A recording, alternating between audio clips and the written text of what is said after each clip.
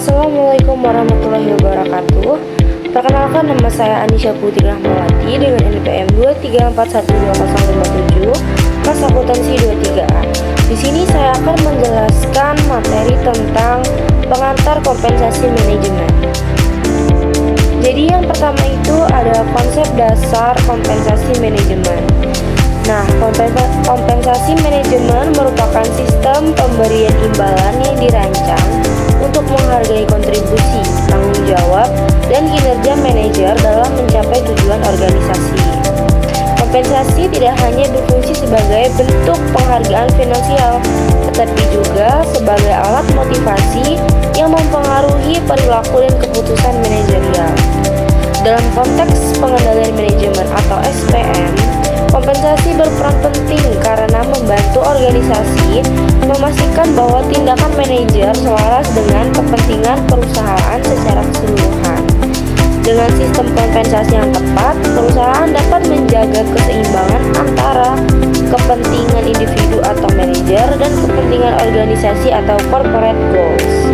Nah, contohnya ini dapat dilihat dari CEO sebuah perusahaan manufaktur diberikan bonus berdasarkan pencapaian target efisiensi biaya produksi. Ini memotivasi manajer untuk mencari cara inovatif menekankan biaya tanpa menurunkan kualitas. Selanjutnya ada tujuan dari kompensasi manajemen. Yang pertama, menarik dan mempertahankan SDM berkualitas.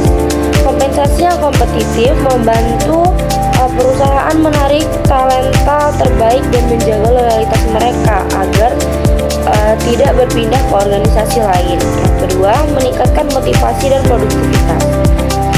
Nah, intensif dan bonus berbasis kinerja dapat memacu manajer untuk bekerja lebih keras dan mencapai target lebih tinggi. Yang ketiga, mewujudkan goal congruence. Kompensasi harus dirancang agar keputusan manajer mendukung tujuan strategi organisasi, bukan hanya kepentingan pribadi atau divisinya. Yang keempat, mendorong prestasi dan kinerja unggul. Sistem penghargaan yang adil akan menciptakan budaya kompetitif yang sehat antar manajer dan divisi. Dan yang kelima, meningkatkan loyalitas kepuasan kerja.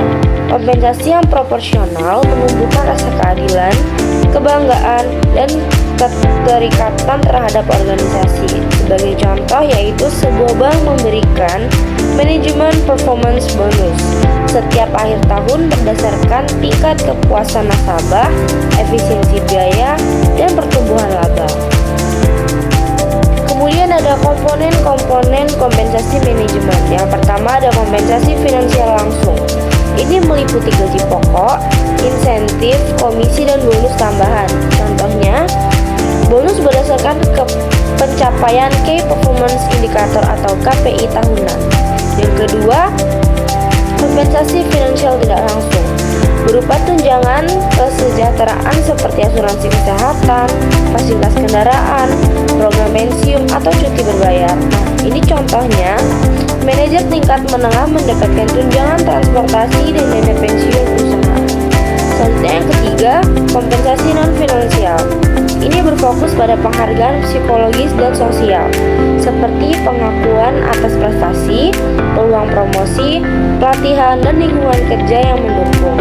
Contohnya, penghargaan Manager of the Month atau kesempatan mengikuti program pelatihan ke luar negeri. Nah, dari ketiga komponen ini harus saling melengkapi agar motivasi manajer tidak hanya bersifat material tetapi juga intrinsik. Selanjutnya ada prinsip dan kriteria pemberian kompensasi. Yang pertama berbasis kinerja atau performance based. Kompensasi ini diberikan sesuai hasil kerja dan kontribusi nyata terhadap pencapaian tujuan organisasi. Yang kedua, adil dan kompetitif atau equity and competitiveness. Kompensasi ini harus mencerminkan tingkat tanggung jawab dan kompetensi serta setara dengan standar pasar industri. Yang ketiga, selaras dengan strategi organisasi. Sistem kompensasi harus memperkuat strategi jangka panjang perusahaan, bukan sekedar hasil jangka pendek. Yang keempat, transparan dan terukur. Kriteria kinerja harus jelas dan terbuka agar manajer memahami bagaimana penghargaan ditentukan. Yang kelima, mendorong etika dan akuntabilitas. Kompensasi ini dirancang dengan baik akan menekan perilaku tidak etis seperti manipulasi laporan kinerja. Contohnya, perusahaan multinasional menggunakan sistem evaluasi 360 derajat. Kinerja manajer dinilai tidak hanya oleh atasan, tetapi juga oleh rekan kerja dan bawahannya. Selanjutnya ada hubungan kompensasi dengan sistem pengendalian manajemen. Kompensasi merupakan alat pengendalian manajerial yang sangat strategis. Sistem kompensasi dirancang agar perilaku manajer tetap berjalan dengan arah dan dinilai organisasi. Hubungan pentingnya antara kompensasi dan SPM sendiri, yaitu sebagai mekanisme pengendalian perilaku. Dengan memberikan penghargaan berbasis kinerja, manajer akan fokus pada hasil yang diinginkan organisasi. Selanjutnya, sebagai alat koordinasi, bonus dan insentif dapat digunakan untuk menyatukan tujuan antar divisi, menghindari konflik kepentingan. Selanjutnya, sebagai evaluasi kinerja, kompensasi yang terhubung dengan sistem pelaporan kinerja ini memudahkan manajemen mengukur kontribusi individu. Sebagai contoh, balance sheet scorecard digunakan untuk menilai kinerja keuangan, pelanggan, proses internal, dan pembelajaran. Lalu, hasilnya ini dijadikan dasar pemberian kompensasi tahunan. Selanjutnya yaitu jenis sistem kompensasi dalam organisasi. Yang pertama ada performance based compensation. Pemberian bonus atau insentif berdasarkan capaian target spesifik. Contohnya bonus 10% jika target penjualan tercapai. Yang kedua profit sharing atau gain sharing. Ini memberi pembagian laba berdasarkan kontribusi tim atau divisi terhadap keuntungan perusahaan. Contohnya, setiap divisi menerima bagian dari laba bersih tahunan. Yang ketiga, stock option plan. Ini memberikan hak kepada manajer untuk membeli saham perusahaan di masa depan dengan harga tertentu. Contohnya, CEO diberikan opsi saham untuk meningkatkan rasa kepemilikan dan komitmen jangka panjang. Yang keempat, balance sheet scorecard compensation. Ini mengaitkan kompensasi dengan kinerja keuangan dan non-keuangan seperti inovasi, kualitas layanan, dan kepuasan pelanggan. Contohnya yaitu bank besar menilai manajer cabang dari aspek profit, kepuasan nasabah, dan efisiensi operasional. Nah, pendekatan kombinasi sering digunakan agar kompensasi tidak hanya berorientasi pada hasil keuangan, tetapi juga keberlanjutan organisasi.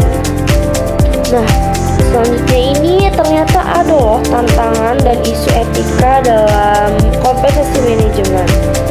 Nah, berikut isu dan tantangannya. Manipulasi kinerja. Manajer dapat tergoda untuk menyesuaikan laporan agar memenuhi target bonus. Selanjutnya, kesenjangan kompensasi. Perbedaan ekstrim antara kompensasi manajemen puncak dan karyawan bawah dapat menimbulkan ketidakpuasan. Selanjutnya, keadilan internal dan eksternal.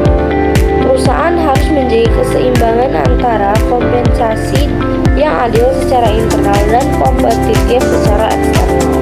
Selanjutnya, transparansi dan akuntabilitas. Proses penentuan bonus dan kenaikan gaji harus terbuka dan dapat dipertanggungjawabkan. Nah, dari materi yang dapat saya sampaikan tadi, dapat disimpulkan bahwa kompensasi manajemen yang efektif bukan hanya sekedar hadiah atau kinerja, tetapi juga alat strategis untuk mengendalikan, memotivasi, dan mengarahkan perilaku manajer agar selaras dengan visi organisasi. Keadilan, transparansi,